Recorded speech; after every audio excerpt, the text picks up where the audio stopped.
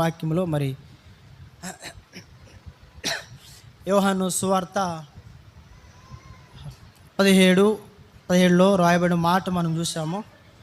చూడండి, సత్యమందు వారిని ప్రతిష్ఠ చేయము, నీ వాక్యమే సత్యము. ఆదికాండము 2వ భాగము 15వ అధ్యాయము మరి మొదటి వచనాన్ని ఇక్కడ మనం చూస్తూ వచ్చినాం. ఇక్కడ ఏం రాయబడింది?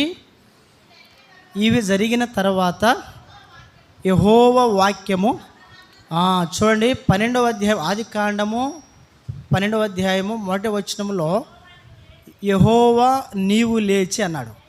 మీరు గమనించాలా. చూడండి, యెహోవా అబ్రహాముతో మాట్లాడుతున్న మాట, యెహోవా వాక్కు అనే మాట ఏమో ఆదికాండం 15వ అధ్యాయం మొదటి వచనంలో ఉంది. యెహోవా నీవు లేచి అనే మాట 12వ అధ్యాయంలో ఉంది. అంటే మన ఇక్కడ ఏం గమనించాలి? బైబిల్ గ్రంథంలో చూడండి, చూడు, వాక్యము అనే మాట ఎక్కడ ఉంటే అక్కడ యేసుక్రీస్తు ప్రభువారు ఉన్నారని అర్థం.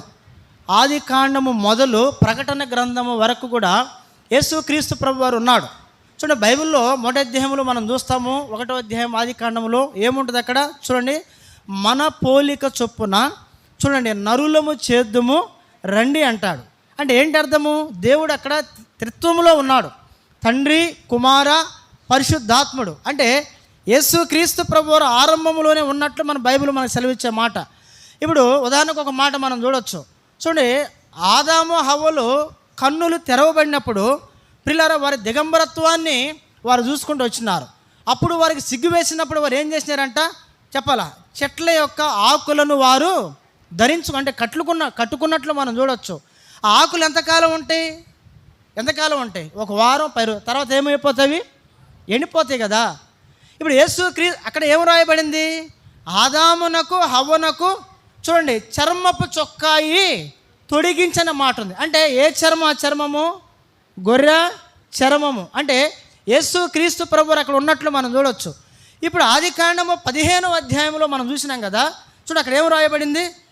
ఇవి జరిగిన తర్వాత యెహోవా వాక్యము అబ్రహామునకు దర్శనం మందు వచ్చి, అబ్రహాముగా మార్చబడాలి. అప్పటికి అబ్రహాం ఎలా ఉన్నాడంటే ఆయన అబ్రాము అనే మాటకు అర్థం ఏంటంటే తండ్రి అని అర్థం.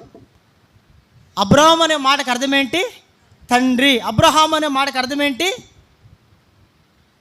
విశ్వాసులకు తండ్రి. అబ్రాము అనే మాటకు అర్థం ఏంటంటే తండ్రి.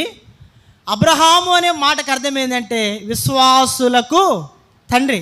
అంటే ఆయన అప్పటికి విశ్వాసులకు తండ్రిగా చేయబడలా. ఆయన పేరు ఇంకా మార్చబడలా. అబ్రహాము అనే పేరుతోనే ఉన్నాడు, అబ్రహాముగా ఆయన మార్చబడలా. చూడండి, అటువంటి సమయంలో అబ్రహాము భయపడుతున్నట్లు మనం గమనించాలి. ప్రియులారా, అబ్రహాము భయపడుతూ ఉన్నాడు. అబ్రహాము భయపడుతున్నప్పుడు అబ్రహాము దగ్గరికి ఎవరు వచ్చారు? తండ్రి అయిన దేవుడు, కుమారుడైన యేసుక్రీస్తు ప్రభువు కూడా వచ్చినాడు. అక్కడ రాయబడిన మాట, ఇవి జరిగిన తర్వాత యెహోవా వాక్యము. చూడండి, అక్కడ మనం గమనించాల్సిన మాట. సరే, ఆ సందర్భం ఏంటి?